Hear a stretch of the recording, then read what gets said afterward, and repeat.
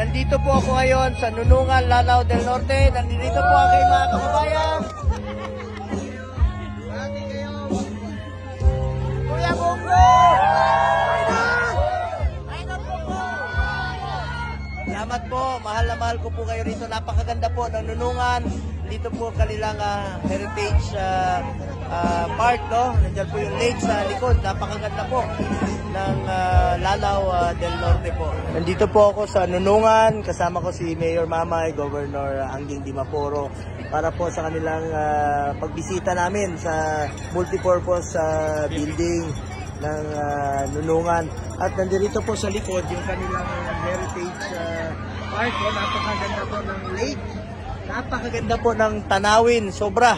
Matutuwa ka talaga pag nakita mo at napasyalan nyo po ang ganda po ng Pilipinas. Lalo-lalo na po dito sa Lanao del Norte sa mga kababayan nating Muslim, Kristiyano po.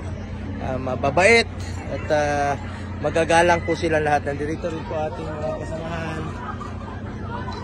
Salamat, ma'am. Thank you. Maraming salamat, Senador. Mahal ka namin dito sa Lanao del Norte. Mga kababayan ko, nasa likod po namin ang ASEAN Heritage Park dito po sa Nunungan, Lanao del Norte. Napakaganda po, napakalawak na lake.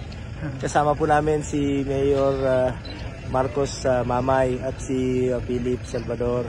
Mayor, alagaan mo itong lugar mo, ha? Ang ganda po. Yes po, Senador. Umasa po kayo na alagaan po natin to kasi naging ASEAN Heritage po tayo.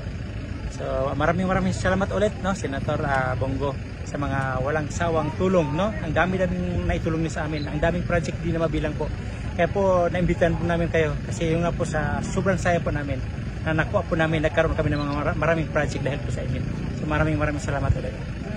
Mayor, sa abot po ng aking makakaya kung ano po makatulong sa mga kababayan natin sa pag-unlad ng iyong bayan. At masaya po ako na napasaya natin ang ating mga kababayan ngayong araw na ito, makatulong, makabigay ng mga proyekto, makatulong sa mga pasyente at makapag-iwan po ng kasiyahan, ngiti sa mukha nila. Nawawala po ang aming pagod tuwing nakikita nating masaya po ang ating mga kababayan. Salamat po, Mayor. Thank you din po, Senator.